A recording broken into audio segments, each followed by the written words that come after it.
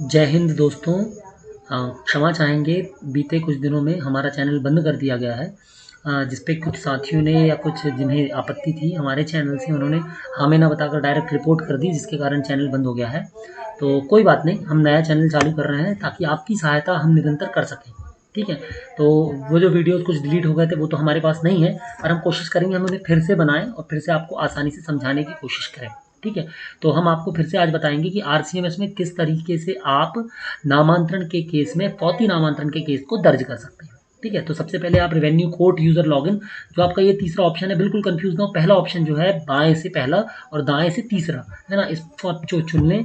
जैसे आप इस पर क्लिक करेंगे आपके सामने पटवारी की आईडी लॉगिन करने के लिए विंडो आएगा। इसी लॉगिन से आपको केवल लॉगिन करना है।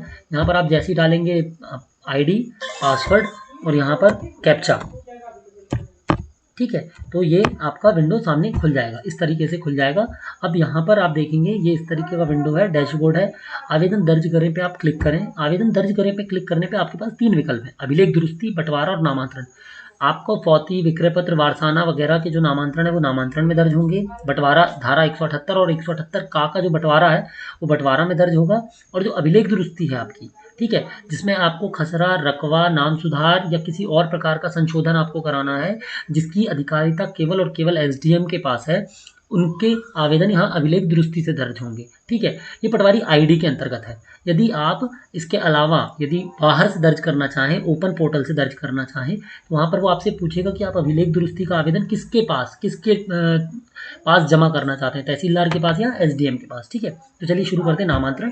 इस तरीके से आप नामांतरण खोलेंगे। नामांतरण पे क्लिक करते ही साथ आपके सामने ये 10-11 ऑप्शन आ रहे हैं कि आपको किस प्रकार का नामांतरण करना है। चूंकि हमको फौती नामांतरण करना है, इसमें भी आपके पास 3 विकल्प हैं। पहला, सभी वारसानों के हक के आधार पे या हक त्याग के। मान लीजिए 4 भाई हैं, 2 ने अपना हक त्यागा हुआ है और 2 का हक केवल अपन को रखना है, तो हम इस पे करेंगे। और यदि वसीयत है तो इस पे करेंगे। और यदि सीधा सीधा है कि जो फौती है, जो सिजरा है, उसके आधार पे हमको वारसों का नाम दर्ज करना है, तो हम फौती नामांतरण इस तरीके से दर्ज कर देंगे। ठीक है। पहला हमने ऑप्शन चुना। जैसे ही हम पहला ऑप्शन चुनेंगे, ये आपके सामने इस तरीके का विंडो खुलेगा। वो आपसे बोल रहा है कि आप मृत्यु प्रमाण पत्र, सिजरा और आवेदन की कॉपी अपने पास रख लें, सही सही सटीक जानकारी भरें। ठीक है। और यहाँ पर आगे बढ़ें। जैसे ही आप जैसे आपके पास यदि ये सब कागज़ है 2 MB से कम है, तो आप आगे बढ़े पे क्लिक कर लें। जैसे ही आप आगे बढ़े पे क्लिक करेंगे, आपके पास वो पूछ रहा है आवेदक का नाम। अब इसमें आप आवेदक का नाम लिख सकते हैं। ठीक है। 1 मिनट, अब हम आवेदक का नाम लिख लें। इस तरीके से आप देख सकते हैं, नाम भर दिया आपने, पिता का नाम उनके जो आवेदक है। ठीक है। उसके बाद उनका जिला, जिला के अंतर्गत तहसील के ऑप्शन आ जाएंगे, तहसील चुनने पर गांव के ऑप्शन आ जाएंगे, गांव। और आप और यदि उनका पता लिखना चाहें कि कहाँ पर उस गांव के अंतर्गत कहाँ रहते हैं, कौन से वार्ड में रहते हैं, किस पेड़ के पास, किस कुएं के पास, मंदिर के पास, तो यहाँ लिख दीजिए पिन कोड और आवेदक का मोबाइल नंबर। ठीक है। जैसे ही आप यहाँ पर मोबाइल नंबर लिखेंगे, इसके बाद आपके पास ये विकल्प है मृत व्यक्ति की जानकारी। ठीक है। अब मृत व्यक्ति की हम जानकारी भरेंगे। ये देखिए, इस तरीके से आपने उनका नाम भरा। नाम भरने के बाद जो मृतक व्यक्ति, उनका नाम भर दिया। मृतक व्यक्ति के नाम भरने के बाद आप देख सकते हैं ये आपका यहाँ पर उनका हिस्सा, जो ज़मीन है, जो खसरा है, उसमें उनका हिस्सा भर दीजिए कि कितना हिस्सा इनका बनता है। यदि एक ही, चूंकि ये एक ही हिस्सेदार है उस ज़मीन में, तो यहाँ पर हमने हिस्सा लिख दिया।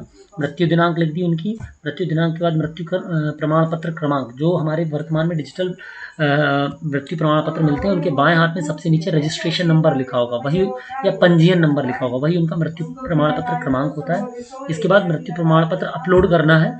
इसके लिए आप पहले से उसको निकाल के रख सकते हैं। ये देखिए, इस तरह का हमारे पास ये मृत्यु प्रमाण पत्र, डेथ सर्टिफिकेट अवेलेबल है। इसको हमने क्लिक कर दिया और अपलोड कर देंगे।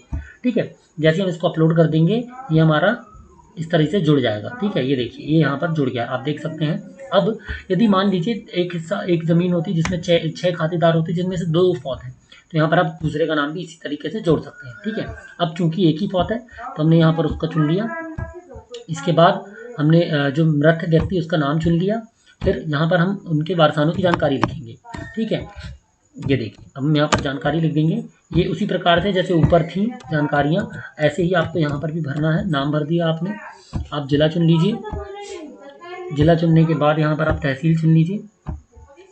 ठीक है। तहसील चुनने के बाद ग्राम। ये देखिए, जैसे ही आपने यहाँ पर गांव चुना, फिर आपका वो पता पूछेगा पता चुन लीजिए, पता लिख दीजिए आप यहाँ पर और पिन कोड लिख दीजिए।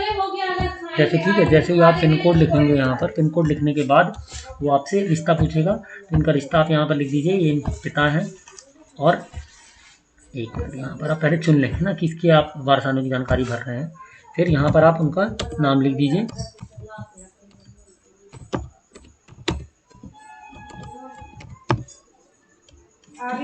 ये लिख दिया हमने यहाँ पर उनका नाम, ठीक है। इनकी उम्र लिख दीजिए आप, ये लिख दीजिए उम्र।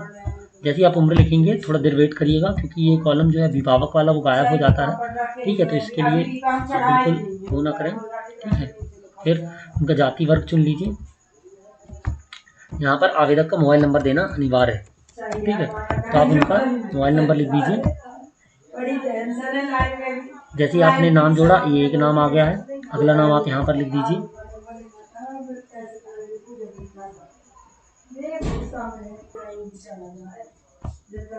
ये देखिए इस तरीके से हमने 4 नाम जोड़ दिए हैं। ये देखिए नाम दिख रहे हैं आपको। इन 4 नामों को जोड़ने के बाद यहाँ पर हम क्लिक करेंगे आगे बढ़े पे, ठीक है। जैसे हम आगे बढ़े पे क्लिक करेंगे हमारा अगला पेज खुल जाएगा। ये देखिए जैसे ही हम इस पर करेंगे तीसरी स्टेप हमारे सामने खुल गई। यहाँ पर हम जिला चुन लेंगे, ठीक है। ये जो स्टेप है ये हमारे खसरा चुनने के लिए है। तो यदि आप वो किसी और गांव का निवासी है तो शुरू में आप वही गांव डालें, ये ना करें कि आपको जिसका गांव का खसरा चुनना आप उस चक्कर में उसका गांव वो डाल दें। यहाँ पर खसरा चुनने के लिए आपके ये वाला ऑप्शन है, तो आप वहाँ पर उसका सही पता डालें। जैसे कई लोग क्या करते हैं कि हम एक ही गाँव डाल देंगे, भले वो कटनी नगर का या कहीं और का रहने वाला है, ठीक है।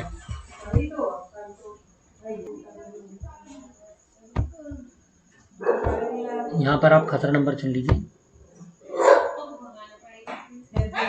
और जैसे ही न्यायालय चुनकर आप चयन करेंगे आपके सामने खसरे का विवरण खुल जाएगा, ठीक है। उस खसरे में वह आपसे पूछेगा कि क्या यही खाता है, मतलब खसरा आपने चुना है लेकिन वो खोलेगा आपके सामने खाते का विवरण, ठीक है।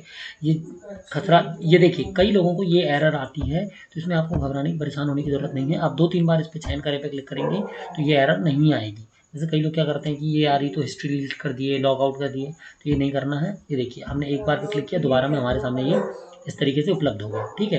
तो ये हमको दिख रहा है, हम इसको आगे बढ़े पे क्लिक कर देंगे। ये देखिए जैसे ही आप इस पर आगे बढ़े पे क्लिक करेंगे वो आपसे सिजरा मांग रहा है, आप यहाँ पर सिजरा भर दें।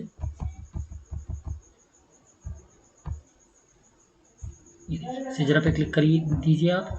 वकील की जानकारी आप जोड़ना चाहते हैं तो हाँ, और नहीं तो नहीं, ठीक है। इसके बाद पेशी की दिनांक, तो पेशी की दिनांक आप अगला वर्किंग डे डालें, ठीक है, ताकि आपका जो केस दर्ज हो रहा है वो समय से क्रियान्वयन हो सके। उसके बाद आगे बढ़े पे क्लिक करें। जब आप आगे बढ़े पे क्लिक करेंगे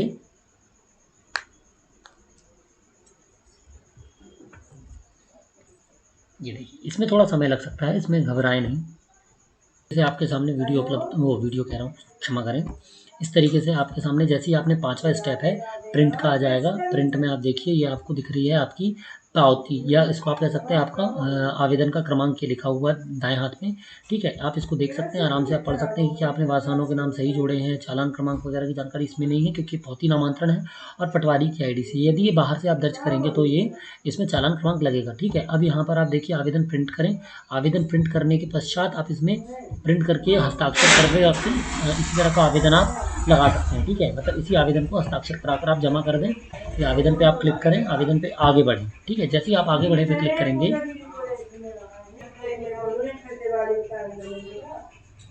ये देखिए जैसे ही आप आवेदन पे क्लिक करेंगे इस तरह की पावती आ गई आपके सामने। इसको आप प्रिंट करके अपने पास सेव करके रख लें और ये आवेदन क्रमांक याद से रख लें ताकि आप भविष्य में इसको सुरक्षित करके वो करें। जैसे ही अब यहाँ पर आप इसको आवेदन दर्ज जमा करें पे क्लिक करेंगे, ये आपका जो फौती का आवेदन है ये यहाँ से आपकी आईडी से चला गया पीओ की आईडी में, जहाँ पर इसका प्रकरण क्रमांक मिल जाएगा, ठीक है दोस्तों। आशा करता हूँ आपको समझ में आया होगा, और यदि फिर भी कोई कठिनाई हो तो आप मुझे कमेंट बॉक्स में लिखकर ज़रूर बताएं। जय हिंद।